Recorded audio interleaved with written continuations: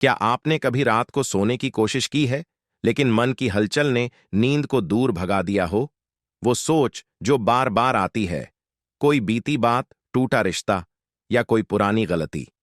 हम सब कभी ना कभी किसी चीज से इतना चिपक जाते हैं कि वो हमें ही नुकसान पहुंचाने लगती है। दिल कहता है, शायद सब फिर से ठीक हो जाए, लेकिन यही शायद हमें भीतर से तोड़ने लगता है। सच यह है कि जितना ज्यादा हम चीजों को थामे रखते हैं, उतना ही हम अपने भीतर डूबने लगते हैं।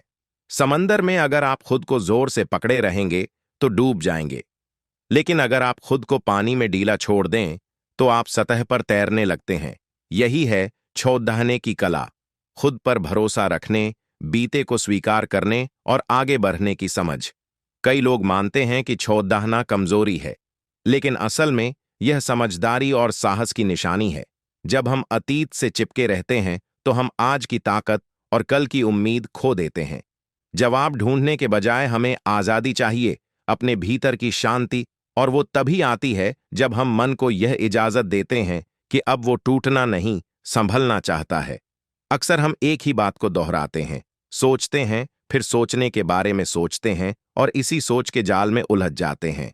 यह है ओवर थिंकिंग, जिसमें हम अपने ही विचारों की कैद में फंस जाते हैं। और यह कैद बाहर से नहीं, हमारे भीतर बनती है।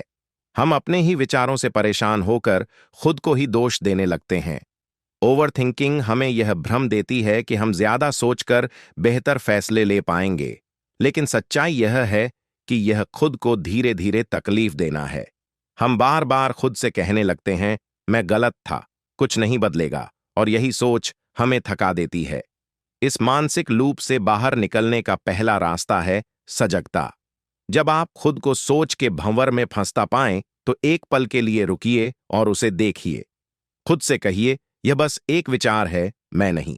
यही आत्मचिंतन आपको सोच और सच्चाई के बीच दूरी देता है। दूसरा तरीका है वर्तमान में जीना। अपनी सांसों पर ध्यान दीजिए, अपने शरीर की अनुभूति महसूस कीजिए। ये छोटे अभ्यास आपके दिमाग को यहां और अभी में टिकाते हैं। याद रखिए, दिमाग एक टूल है, मालिक नहीं। आप तय करते हैं कि कब क्या सोचना है। हम अक्सर खुद से परफेक्शन की उम्मीद रखते हैं। सोचते हैं कि अगर हम हर चीज सही करेंगे तो सब कुछ अच्छा होगा। लेकिन परफेक्शन एक छलावा है। जब हम अपनी असफलताओं को स्वीकार नहीं कर पाते तो हम खुद से दूर हो जाते हैं। दूसरों के व्यवहार पर जब हम जरूरत से ज्यादा ध्यान देते हैं, जैसे किसी का जवाब न आना या उनके मूड का उतार चढ़ाव, तो यह जुड़ाव नहीं, अटैचमेंट बन जाता है।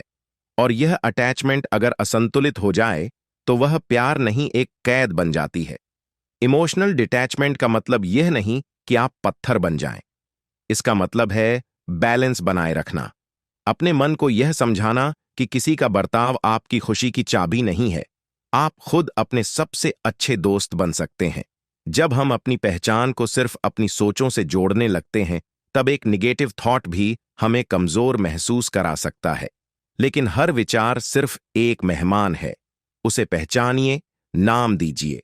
यह डर है, यह जलन है, और उसे जाने दीजिए। पैटर्न इंटरप्ट एक आसान टेक्निक है। जैसे ही आपको लगे कि सोच का तूफान आ रहा है, कुछ अलग कीजिए। आवाज निकालिए, चलना शुरू कीजिए, या गहरी सांस लीजिए। इससे दिमाग की दिशा बदलती है और आप उस चक्र से बाहर आ सकते हैं। जैसे हम अपने दोस्तों को सहारा देते हैं, वैसे खुद के साथ भी वैसा ही अपनापन जरूरी है। खुद से दयालुता, समझदारी और माफी, यही मानसिक शांति की असली शुरुआत है।